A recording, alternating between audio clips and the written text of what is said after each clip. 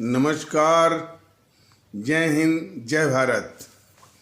भारतीय अवाम ताकत दल अपने भारतीय भाई बहनों अर्थात अपने देश भारत की जनता अर्थात अपनी भारतीय अवाम से भारतीयता आधारित आपसी श्रद्धा, भारतीयता आधारित आपसी स्नेह, भारतीयता आधारित आपसी प्रेम, भारतीयता आधारित आपसी अखलाक मोहब्बत, भारतीयता आधारित आपसी सहयोग, भारतीयता आधारित आपसी सम्मान, भारतीयता आधारित आपसी एकता, भारतीयता आधारित आपसी भाईचारा तथा भारतीयता आधारित आपसी सद्भाव को समझने व उसे आत्मसात करके वैसा ही आचरण एवं व्यवहार करने हेतु और इसके समस्त भारत में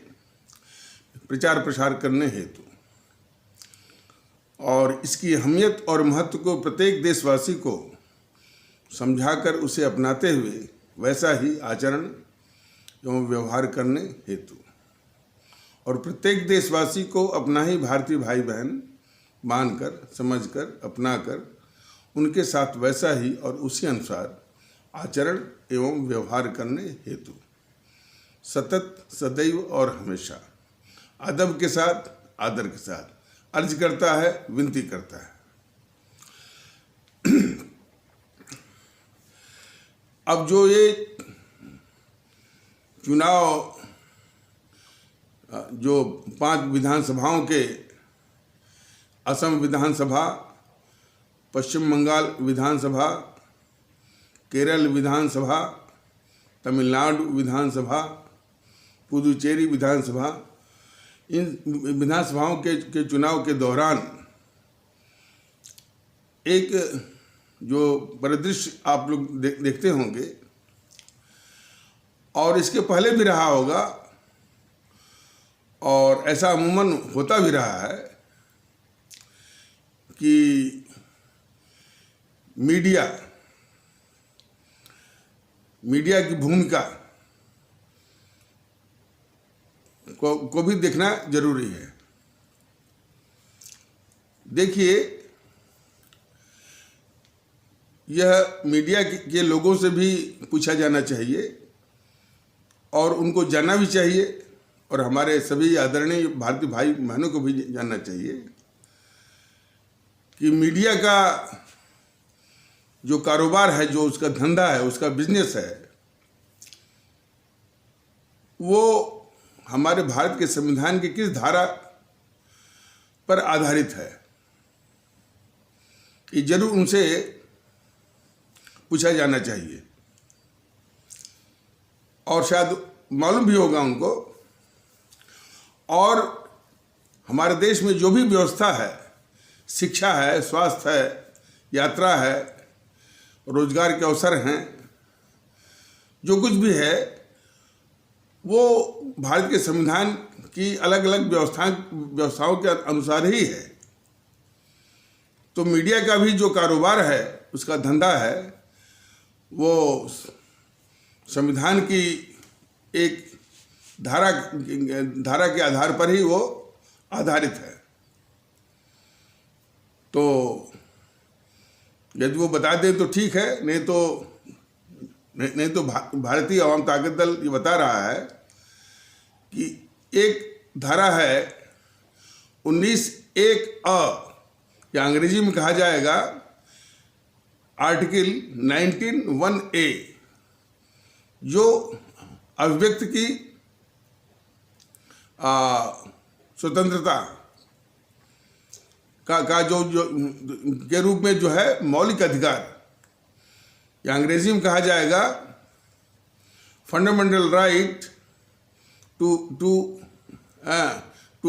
freedom of free speech and expression. इसी के आधार पर मीडिया का कारोबार, धंधा, बिजनेस आधारित है। और उसके पहले यानी धारा 19 एक या आर्टिकल 19(1)(a) के पहले एक संवैधानिक धारा आती है 14, और जो कि ये कहती है कि हमारे देश के लोगों में यानी सेक्स के आधार पर, लिंग के आधार पर और किसी जाति, संप्रदाय, भाषा, इसके आधार पर कोई और इसके आधार पर मतलब कि कोई नौकरी का अवसर हो, कोई भी सुविधा हो, और किसी भी रूप में भेद नहीं किया जा सकता है। यह मूल मतलब है जो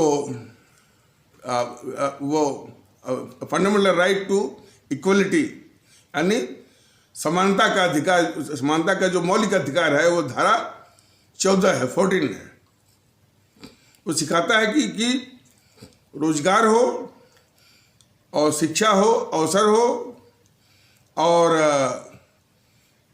कोई भी कानून का माने वो ट्रीटमेंट हो, माने जो कानून जो लागू होता है, इस तरह के सभी मामलों में कोई भेद माने वो मतलब भाषा के आधार पर, लिंग के आधार पर और जाति संप्रदाय के आधार पर वो उसमें भेद नहीं किया जा सकता है। ये मौलिक अधिकार में दिया गया है, और वो इसी बात को पुष्ट करता है कि भारतीय नागरिक होने के नाते ये जो व्यवस्था है, जो सरकार है, वह कोई भेद नहीं कर सकती है। ऐसा हमारा मौलिक अधिकार है। और इन धाराओं के पहले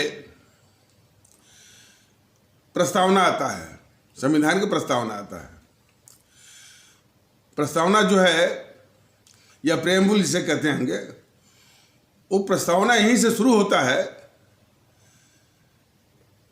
कि we the people of India, यानी हम भारत के लोग, और चूंकि ये प्रस्तावना बना था 26 नवंबर 1949 को, तो कहता है कि हम भारत के लोग इस संविधान का निर्माण करते हैं, इसको आत्मसात करते हैं, इसको लागू करते हैं और इसको अपनाते हैं। ऐसे करके है वो 5-6 लाइन का, और उसमें डेट भी डाली गई है, उसमें तिथि भी डाली गई है 26 नवंबर 1949 को। तो कहने का मतलब है कि वो उसकी जो शुरुआती पंक्ति है कि हम भारत के लोग, तो उसी से एक बहुत एक मौलिक संदेश हम देशवासियों को यह संविधान देता है, और यह देश संविधान से चलता है, और सारी व्यवस्थाएं भी जो है संविधान की धाराओं के अनुरूप ही चलती हैं, और वो अनुरूप चलने के लिए बाध्य हैं। कहीं लोग ऐसा उल्लंघन करने की कोशिश करते हैं, लेकिन वो न्यायालय हैं यहाँ पर, वो उनको बाध्य करते रहते हैं कि जो भी व्यवस्था है वो संवैधानिक प्रावधानों के अनुसार ही चलना है।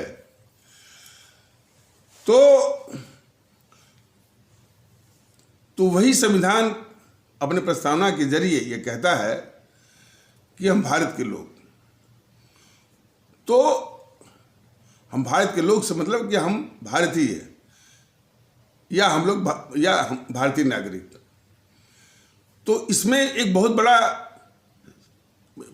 संदेश, बहुत बड़ा पैगाम है हम सभी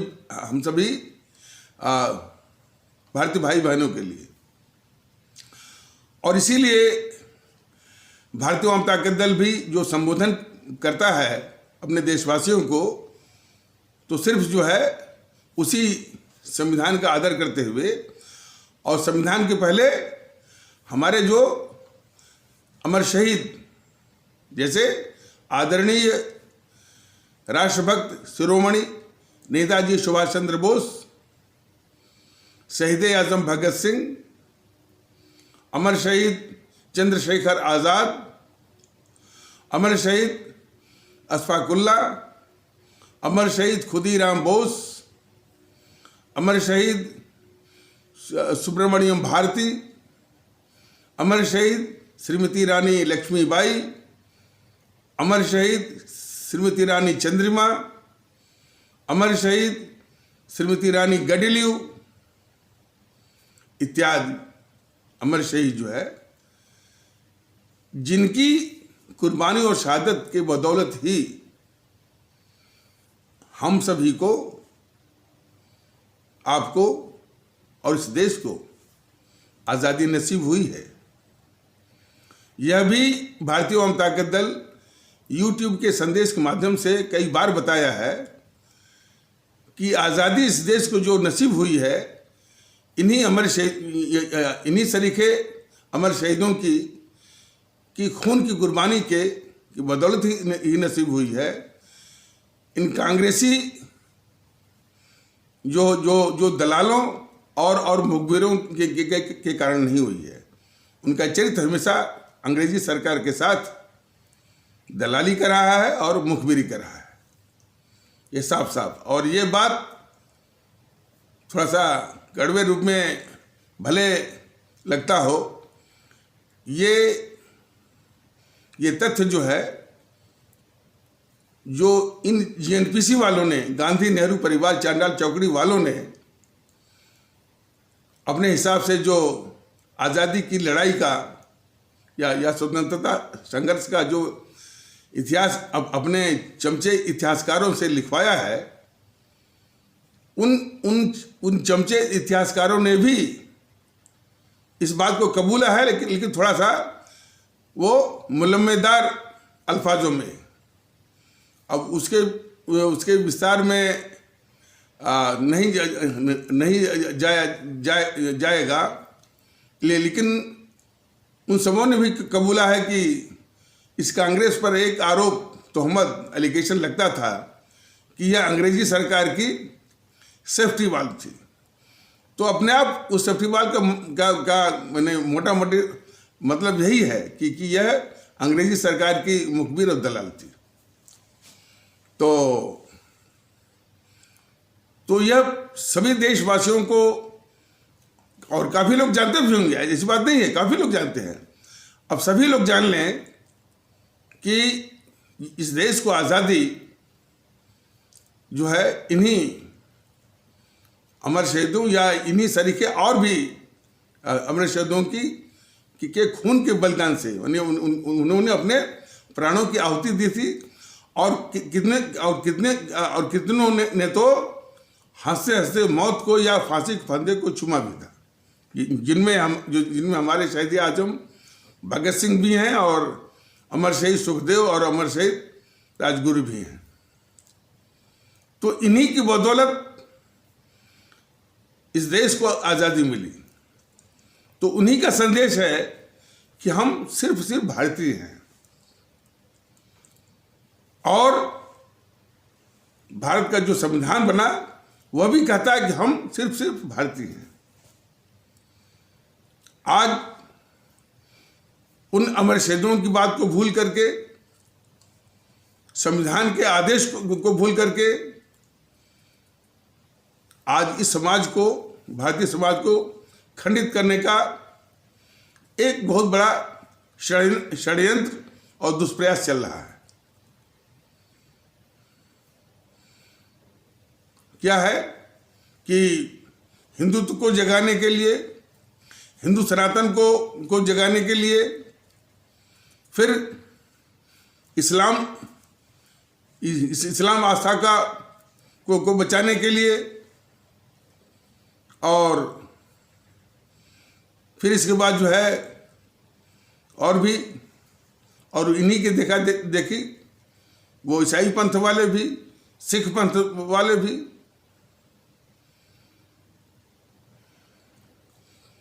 तो और यही नहीं, उसके नीचे भी आइए, वो हिंदू सनातन ही नहीं, नीचे भी, उसके नीचे कि हमारी जो पहचान है, जो सिखाया जा रहा है, हमारी जो पहचान है कि हम क्षत्रिय हैं, हमारी जो पहचान है कि हम ब्राह्मण हैं, हमारी जो पहचान है कि हम यादव और वैश्य हैं, हमारी जो पहचान है कि हम जो है अम्बेडकरवादी जो है वो अनुसूचित जाति हैं, हमारी जो पहचान है कि हम बंगाली हैं, हमारी जो पहचान है कि हम कश्मीरी हैं, हमारी जो पहचान है कि हम पंजाबी हैं, हमारी जो पहचान है कि हम गुजराती हैं, हमारी जो पहचान है कि हम उड़िया हैं, हमारी जो पहचान है कि हम तमिलियन हैं, हमारी जो पहचान है कि हम तेलुगु हैं, हमारी जो पहचान है कि हम कन्नड़ हैं, हमारी जो पहचान है कि हम मलयाली हैं। आज उन अमर शहीदों की शहादत, कुर्बानी, खून का बलिदान के मान्यताओं की हत्या हो रही है, उस संविधान के आदेश की हत्या हो रही है जो कह रहा है कि हम भारत के लोग, ये सभी अपने आदरणीय भारतीय भाई बहनों को अच्छी तरह से समझ लेना चाहिए और उनको समझ लेना पड़ेगा। और वो भी बड़ी बेशर्मी से इसी मानसिकता का जो इतनी खतरनाक जो मानसिकता है, इसी पर ये समाज विरोधी या समाज को तोड़ने वाली और भारत विरोधी ताकतें इसी मानसिकता पर अपना माने सत्ता हथियाने की यानी वोट बटोरने की ये साजिश या षड्यंत्र या इस तरह की कोशिश ये कर रहे हैं। और कोई इनको ये सिखाने वाला नहीं है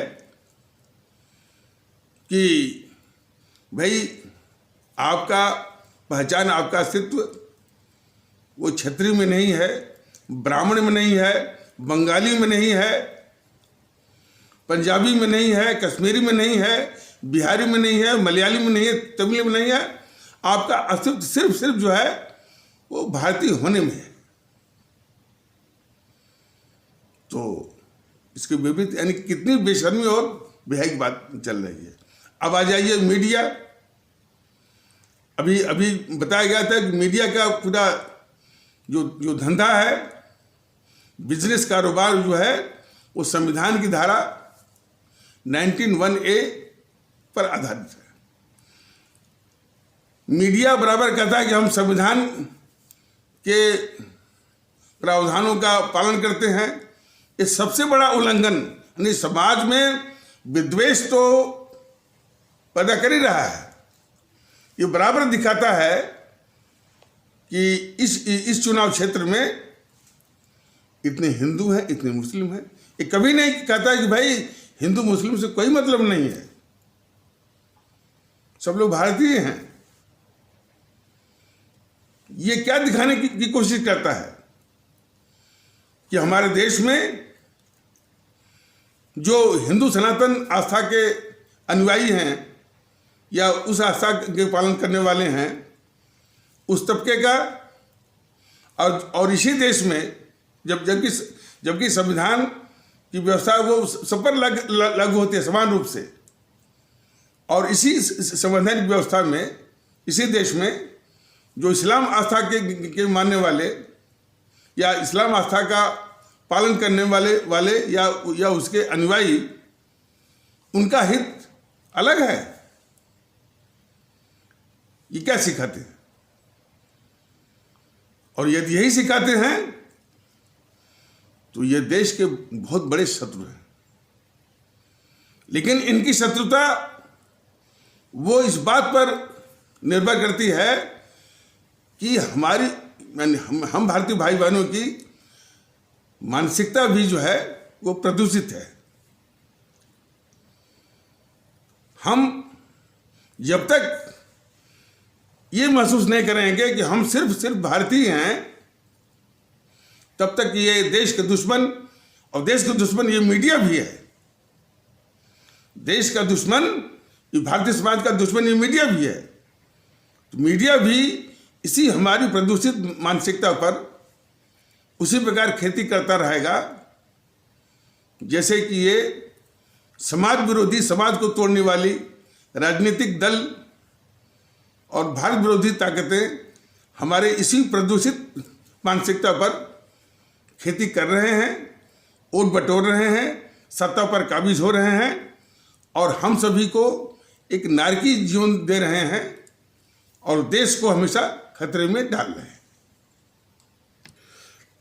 देखिए, भारतीय आवाम ताकत दल आज करीब 1.5 या पौने 2 साल मान लीजिए से ये भारतीयता का संदेश और ये निवेदन अपने भारतीय भाई बहनों से कि आप अपने को सिर्फ भारतीय के रूप में महसूस करें और उसी के रूप में अपना आचरण, व्यवहार, संस्कार, आदत सब डालें और अपने सभी देशवासियों को अपना ही भारतीय भाई बहन समझें और उनके साथ वैसा ही व्यवहार करें और फिर कोई फर्क न करें। हाँ, ये सबसे जरूरी है कि जब अपने देशवासियों को अपना ही भारतीय भाई बहन समझें तो फिर कोई भेद नहीं करना चाहिए।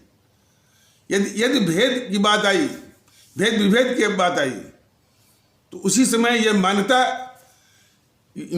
उसी समय इस विचार का कोई अर्थ नहीं रह जाएगा कि आप अपने को भारतीय मान रहे हैं और दूसरे को भी भारतीय मान रहे हैं।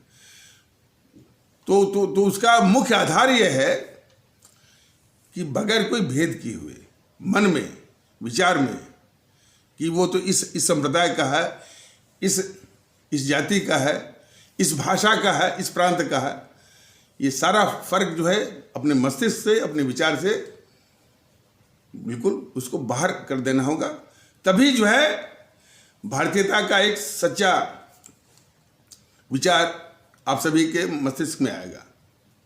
और चूंकि ये ऐसा नहीं है, जो कि मैंने अभी भी ये बीमारी है, ये प्रॉब्लम है, इसी प्रदूषित मानसिकता पर ये जो समाज को विखंडित करने वाली ताकतें हैं, जो राजनीतिक दलों के वेश में हैं, भारत विरोधी ताकतें। देखिए, जब इन शब्दों का प्रयोग होता है कि भाई ये समाज विरोधी, मतलब समाज को विखंडित करने वाले, जातिवाद के आधार पर विखंडित करने वाले, संप्रदायवाद के आधार पर विखंडित करने वाली और भाषावाद, प्रांतवाद के आधार पर हमारे भारतीय समाज को विखंडित करने वाली ताकतें और भारत विरोधी, भारत के खिलाफ, और खास करके जैसा कि पिछले एपिसोडों के जरिए यह बताने का प्रयास किया गया था कि ये जीएनपीसी, गांधी नेहरू परिवार चांडाल चौकड़ी काकस, जिसको कि आप सभी लोग भूल से या भ्रम से या गलती से कांग्रेस कह रहे हैं या कहते चले आ रहे हैं, जबकि वो कांग्रेस नहीं है।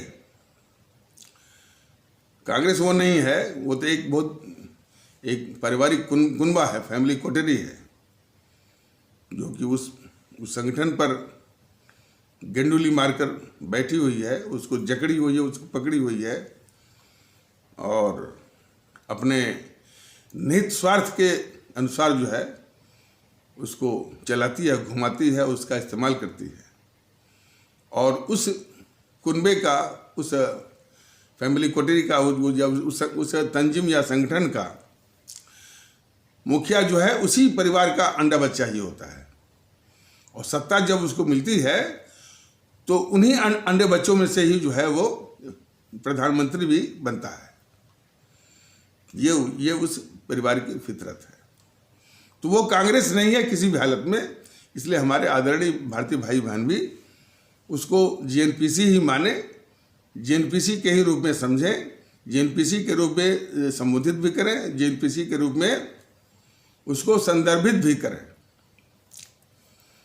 तो जीएनपीसी भी इस मुल्क के लिए बहुत खतरनाक है। इसके सभी, वो जवाहरलाल नेहरू, इंदिरा गांधी, राजीव गांधी, सोनिया गांधी, राहुल गांधी, प्रियंका, सभी इस देश के खतरनाक भी हैं और बहुत बड़े गद्दार भी रहे हैं, हमेशा मुल्क के खिलाफ।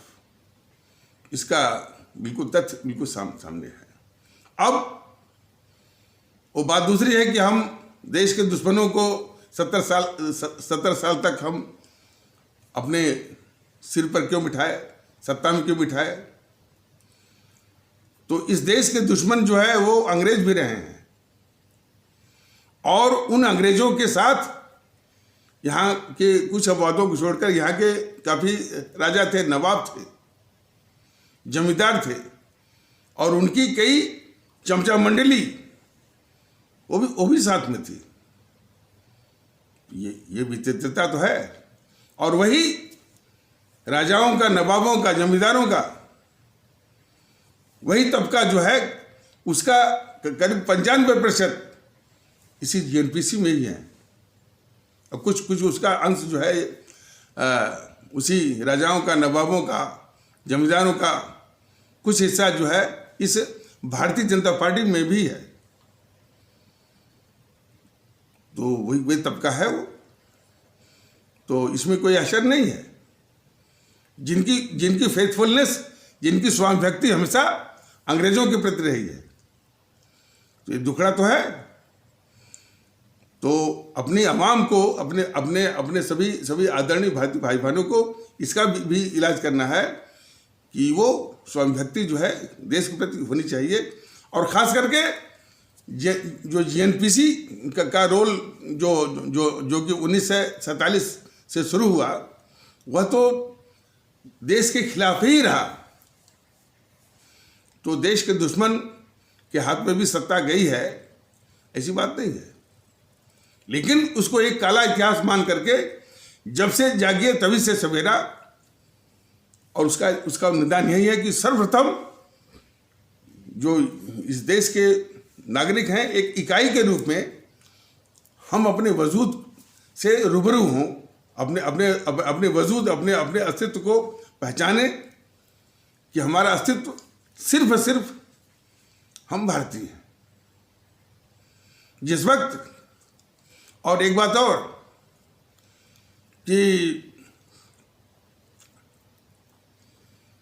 ये तथ्य सामने आ रहा है कि जब से ये मोदी जी आए हैं 2014 से,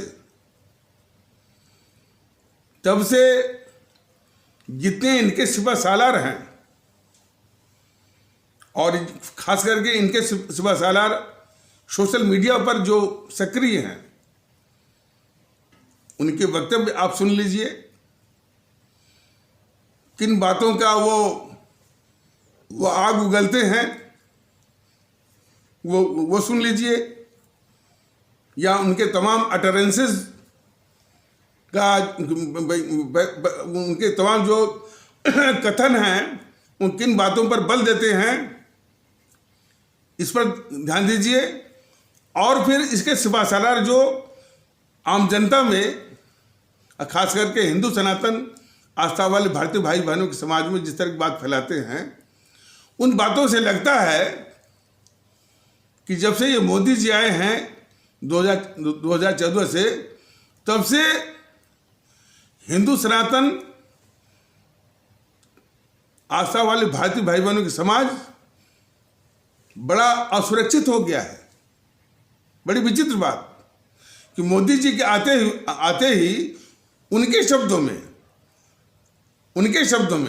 वैसे भारतीय जनता का दल तो कह रहा बिल्कुल इसकी बात ही नहीं है, लेकिन जिस तरह का दुष्प्रचार वो कर रहे हैं कि जब से मोदी जी आए हैं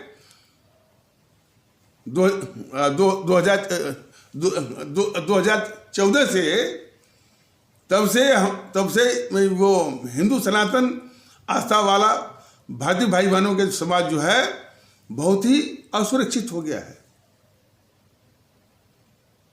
बताइए कितनी विचित्र बात।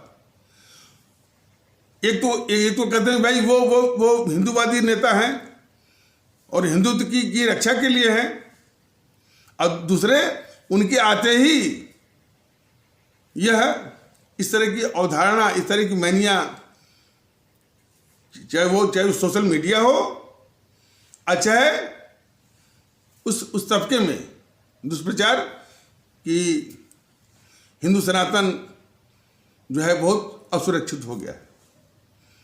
यह कुछ मैनिया वैसे ही है कि ये 60-70 सालों तक जब ये जेएनपीसी सत्तासीन थी तो इसी तरह की मैनिया ये फैलाई थी कि ये इस्लाम आस्था वाला भारतीय भाई बहनों का समाज बहुत ही असुरक्षित है। वो जब तक सत्ता में रही तब तक यही वो फैलाती रही कि आप बहुत असुरक्षित हैं और आपकी सुरक्षा की गारंटी तभी होगी जबकि आप हमारा वोट बैंक बनते रहिए। उसके सत्ता हटते ही ये जो बीजेपी के जो सिपह सालार हैं, चाहे वो सोशल मीडिया पे हों चाहे वैसे भी, अब ये दुष्प्रचार में लग गए हैं कि अब जो है हिंदू सनातन आस्था वाला भारतीय भाई बहनों का समाज जो है असुरक्षित हो गया है। इसको बहुत गौर से समझने की आवश्यकता है कि ये सत्ता हथियाने के लिए क्या क्या षड्यंत्र कर सकते हैं, और वो इसीलिए कर रहे हैं कि जब तक हम सभी भारतीय भाई बहन अपने वजूद को अपने वजूद से, अपने वास्तविक वजूद से रूबरू नहीं होंगे, पहचानेंगे नहीं और उससे से व्यवहार नहीं करेंगे कि हम सिर्फ भारतीय हैं, हमारे देश के लोग भी भारतीय हैं, वो अपने ही भारतीय भाई बहन हैं, हमारा व्यवहार, आचरण व्यवहार उनके साथ भारतीयता का होना चाहिए, तब तक ये सत्ता हथियाने वाले ये समाज के शत्रु या समाज को, भारतीय समाज को विखंडित करने वाली ताकतें और भारत विरोधी ताकतें इस तरह का षड्यंत्र वो करती रहेंगी। दो एक अनुभव और भी साझा करना जरूरी है। यह 1.5-2 साल से जो भारतीय जनता दल यूट्यूब के माध्यम से, और एक बात इसमें और जोड़ने की जरूरत है कि भारतीय जनता दल सिर्फ यूट्यूब पर ही आश्रित नहीं रहेगा, आप लोगों के बीच में आएगा। संसाधन मोबिलाइजेशन जो है या रिसोर्स मोबिलाइजेशन, वह भी एक कार्य है, तो वह भी कर रहा है। तो संसाधन होने पर जो है और हो भी रहा है, तो ये अपना यानी कार्यकर्ताओं का और पदाधिकारियों का तंत्र बना करके और उसके साथ आप सभी के बीच में जल्द वो आने वाला है। तो यह भी सभी आदरणीय भारतीय भाई बहन माने जान लें कि वह आप सभी के बीच में आप लोगों के सामने जो है यानी पदाधिकारियों के साथ, अपने कार्यकर्ताओं के तंत्र के साथ आप सभी के बीच में आएगा। तो ये बताया जा रहा था कि लगभग 1.5-2 साल से यूट्यूब के संदेश के माध्यम से ये भारतीयता के संदेश और भारतीयता आधारित एकता, भारतीयता आधारित भाईचारा और भारतीयता आधारित सद्भाव की मुहिम जो है वो चला रहा है।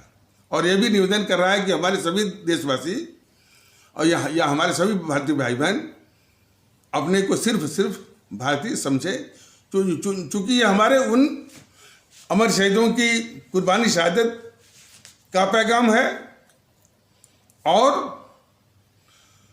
हमारे संविधान का, हमारे भारत के संविधान का, जिससे हमारा ये देश चलता है, जिसकी मैंने संवैधानिक व्यवस्थाओं, संवैधानिक धाराओं के अनुसार ये सारी व्यवस्थाएं चलती हैं, तो उसने भी कहा कि हमारा जो वजूद है, हमारी जो पहचान है, हमारी जो आइडेंटिटी है, कि हम सिर्फ भारतीय हैं। इसके इतर जो भी लोग भी सिखाते हैं वह इस देश के शत्रु हैं। निश्चित है कि समाज में विखंडन पैदा करके सत्ता हथियाने की उनकी एक मंशा है, उनकी साजिश है। तो इतनी उपयोगी इस देश के लिए ये मुहिम जो भारतीय जनता दल इस YouTube के माध्यम से जो चला रहा है 1.5-2 साल से, तो ये जो मुख्य धारा की जो राजनीतिक दल हैं, खास करके GNPC, गांधी नेहरू परिवार चांडाल चौकड़ी, काकस, जिसको कि आप लोग भ्रम, भूल या गलती से कांग्रेस कह रहे हैं, भारतीय जनता पार्टी BJP, यही दो, और कभी कभी कम्युनिस्ट वाले, लेकिन यही दो खास करके GNPC और BJP के लोग, और उसमें भी ये GNPC कभी भी एक वाक्य भी, जरा इसको गौर से आप सुनिएगा, एक वाक्य भी तार्किक नहीं दिया कि ये जो भारतीयता की जो मुहिम है, भारतीय एकता की जो मुहिम है, भारतीय भाईचारा की जो मुहिम है, भारतीय सद्भाव की मुहिम है, ये आप गलत प्रचार कर रहे हैं और इस देश को जरूरत नहीं है। इसका एक भी तर्क जो है GNPC की ओर से नहीं आया। कहने का मतलब कि इसका सामना करने के लिए GNPC के पास वो नैतिक बल, नैतिक साहस नहीं है। अलबत्ता हमेशा धमकी, और धमकी का GNPC के धमकी का जो लहजा भी है, वो माफिया के जो लोग होते हैं, धमकी कि तुमको देख लेंगे, तुमको उठवा लेंगे, तुम्हारा जो है वो लोकेशन मिल गया है, बस ये हो जाए। अब सवाल ये उठता है कि देश के लोग ये जाने कि ये जो माफिया वाली जो पार्टी है, जो माफिया की तरह, हालांकि देखिए ये बहुत मुमकिन है कि जब ये सामने पड़ेंगे तो इन सारी बातों को इनकार भी कर सकते हैं, लेकिन ये सब चरित्र जो है सामान्य जीवन में भी और लोग भी इसके माफिया टाइप के व्यवहार को जनता भी कभी कभी और हमारी जनता का भी पाला पड़ता होगा। ऐसा नहीं कि यह बात सिर्फ जो है ये बात सिर्फ मैं कर रहा हूँ या भारतीय अवाम ताकत दल ही कर रहा है। इसका पाला जो है इन GNPC वाले जो उनके सिपह सालार होंगे, उनके जो है माफिया की भाषा में, धमकी की भाषा में मिलता होगा, जरूर मिलता होगा। और तमाम ऐसे वारदात भी आते हैं कि उसके कार्यकर्ता विरोधियों को किस तरह से मारते हैं, पीटते हैं, आता रहता है। तो अब सवाल उठता है कि जो एक पार्टी जिसका चरित्र माफिया का है, वो ये सत्ता में रहती है या विपक्ष में रहती है, वह इस देश को और इस अवाम को, हमारे आदरणीय भारतीय अवाम को क्या दे सकती है? इस पर आप लोग विचार करिए। और इसीलिए इससे जितनी निकली हुई पार्टियां हैं, TMC, ममता बनर्जी को देख लीजिए, उसका भी धमकी। अब इसको अब लोग कह रहे हैं ना कि ममता बनर्जी ने ये अपशब्द कहा, वो शब्द कहा। अरे भाई, ये TMC वो निकली किससे है? और फिर जिस पार्टी से उसने वसीयत लिया सत्ता का, वामपंथियों से, तो वामपंथियों का तो ये चरित्र रहा है, यानी विरोधी पार्टियों के कार्यकर्ताओं की हत्या, गुंडई और हिंसा, ये उनका रहा है। तो उसी से इसने सत्ता की वसीयत लिया है पश्चिम बंगाल में, तो वही वो कर रही है। और अपने पाप को छिपाने के लिए बंगाल की बेटी।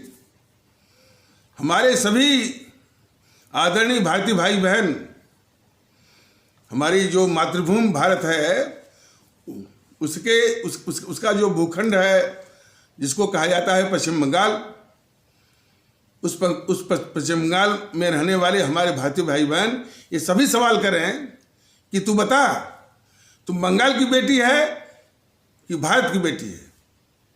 जरूर सब सवाल पूछें, और एक सवाल जरूर पूछें कि एक और तो वो हमारे नेताजी सुभाष चंद्र बोस का नाम भुनाती है,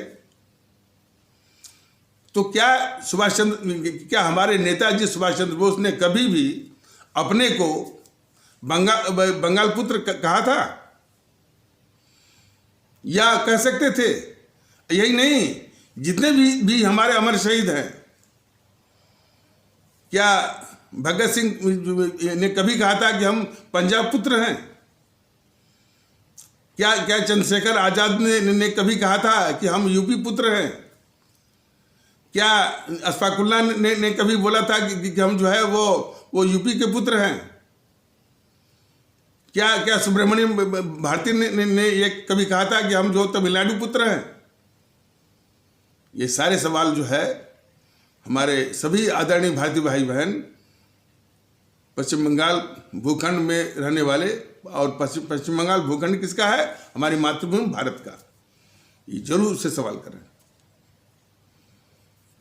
और इस बीजेपी से भी सवाल करें कि आपको वोट जो है हिंदुओं का चाहिए कि भारतीयों के चाहिए? जो हिंदू और मैं हिंदू बनाम मुस्लिम का जो ध्रुवीकरण कर रहे हैं ये बीजेपी वाले, उनसे भी सवाल है कि भाई आपको वोट जो है वो हिंदुओं के चाहिए कि भारतीयों के चाहिए? और यही सवाल जो है वो टीएमसी के लोगों कि भाई आपको वोट मुस्लिम के चाहिए कि भारतीयों के चाहिए? ये तीखे सवाल करें उनसे, और शायद इन तीखे सवालों का जवाब उनके पास न हो, इसलिए इस सवाल जवाब से आसान तरीका है कि इनसे मुक्ति पाइए। यूं समझ लीजिए ये दूसरी आज़ादी। किसी आज़ादी? इन समाज विरोधी ताकतें, देश विरोधी ताकतें जो कि राजनीतिक दलों के वेश में हैं, और ये संदेश, ये आदेश हमारे शहीद आजम भगत सिंह ने पहले से दिया हुआ है कि सफ़ेद अंग्रेजों को तो भगा दिया गया, ये काले अंग्रेज उनसे अधिक खतरनाक हैं।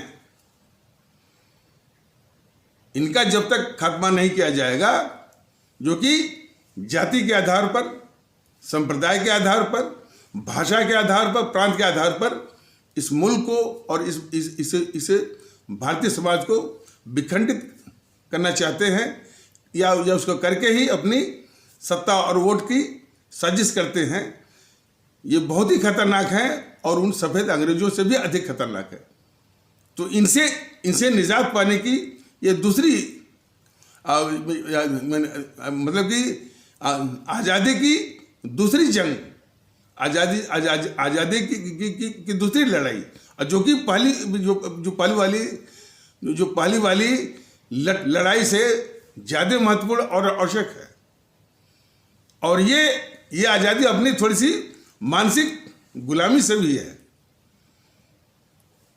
और मानसिक गुलामी जो है वो इसी दलदल में फंसी हुई है कि हम अपने वजूद को भूल गए हैं, और इसलिए उस वजूद पर आना होगा कि हम सभी भारतीय हैं। तो आपने देखा ना कि ये एनपीसी जो है कभी भी इस भारतीयता का, भारतीय एकता का, भारतीय भाईचारा का और भारतीय सद्भाव का, भारतीयता आधारित राष्ट्रभक्ति, भारतीयता आधारित देशभक्ति, अवाम परस्ती, मुल्क परस्ती, इसके जवाब में एक शब्द भी, एक भी तार्किक शब्द भी, एक शब्द भी जो है आज तक उसने नहीं कहा है। सिर्फ धमकी, वो भी गुंडे, मवाली और माफियाओं की भाषा में। तो ये इससे साफ है कि ये जो जेएनपीसी है, और जेएनपीसी से जितने भी निकले हुए दल हैं, जैसे टीएमसी है, आपकी एनसीपी है, और इस जेएनपीसी ने जिसकी स्थापना की है, जैसे शिवसेना, सबकी भाषा ऐसी होती है, गुंडे मवाली और माफियाओं की।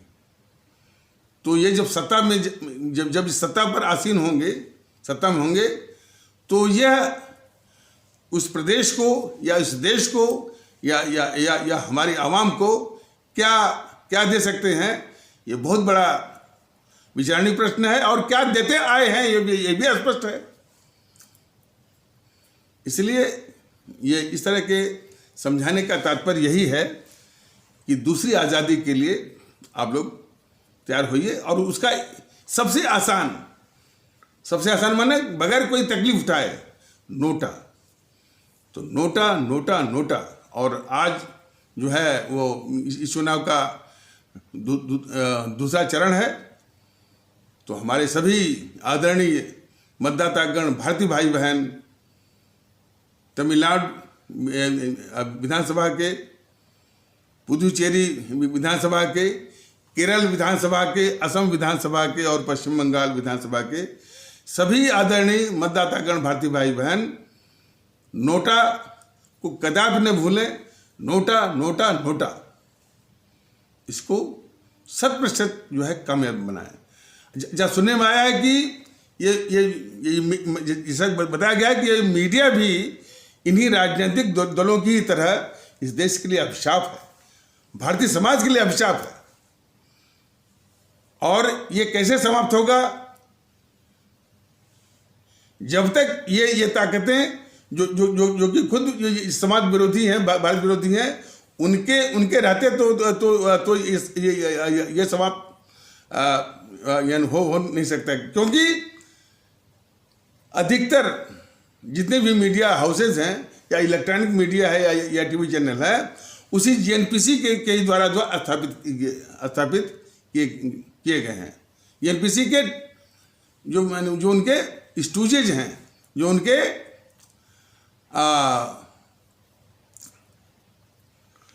माने प्रोटीज हैं, उनके माने क्या कहते हैं, उनके जो चमचे कह लीजिए, अब ठीक से उसकी हिंदी नहीं आ रही है, लेकिन उसके उन्हीं के द्वारा, अब दो एक उदाहरण आपको ये बोल दे रहे हैं कि जैसे मतलब कि न्यूज़ 24, तो न्यूज़ 24 जो है, इसकी मालकिन कौन है? अनुराधा प्रसाद। और अनुराधा प्रसाद कौन है? राजीव शुक्ला की पत्नी। राजीव शुक्ला कौन है? ये आप लोग भी जानते होंगे। राजीव शुक्ला वो एक जेएनपीसी का चमचा। तो जेएनपीसी के चमचे की बीवी ही तो है उसकी मालकिन जो है वो न्यूज़ 24 की। इस प्रकार जितने भी ये वो इलेक्ट्रॉनिक मीडिया है या टीवी चैनल है, यह जेएनपीसी के टाउट्स के द्वारा, उन्हीं के चमचों के द्वारा स्थापित है ये। और इसीलिए हमेशा समाज में विखंडन, बस जब भी चुनाव आएगा, अरे एनडीटीवी तो कहता है, एनडीटीवी तो यहाँ तक कहता है कि ये इस्लाम आस्था वाला भारतीय भाई बहनों का समाज जेएनपीसी का पारंपरिक वोटर है। जिस इस्लाम आस्था वाले भारतीय भाई बहनों के समाज को ये जेएनपीसी ने हमेशा उसका शोषण किया, दोहन किया, डरा के उनसे वोट लिया, और कहती रही कि ये गटर में रहें तो गटर में पड़े ही रहें, इनको गटर से बाहर निकालने की जिम्मेदारी कांग्रेस की नहीं है, या कांग्रेस के हाथ मुसलमानों के खून से रंगे हैं, ये कहती भी रही। उसको एनडीटीवी वाले कहते हैं कि मुस्लिम जो है वो कांग्रेस का पारंपरिक वोटर है। ये कभी नहीं एनडीटीवी ने कहा कि इस समाज को हमेशा वो डरा के धमका के और एक दहशत पैदा करके और अफवाह और झूठ का शिकार बना करके उनको वोट बैंक की तरह उनका शोषण किया है और इस्तेमाल किया है। कभी नहीं कहते। तो हमेशा तो कहने का मतलब है कि कितने खतरनाक हैं ये मीडिया वाले। तो समझ जाइए कि यह भी अब कहते हैं कि अपने को लोकतंत्र का चौथा स्तंभ। तो समझ जाइए कि हम आप और मैंने अपनी भारतीय अवाम इन संस्थाओं से इन राजनीतिक दलों से कितनी असुरक्षित है, कितना इनसिक्योर्ड है। तो इस सब का इलाज है कि इन सारी ताकतों का निजात पाने का एक ही रास्ता है, नोटा नोटा नोटा।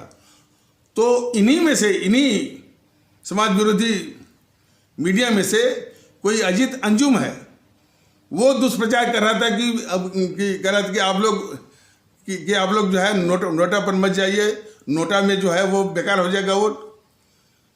ये सभी आदरणीय भारतीय भाई बहनों से और खास करके हमारे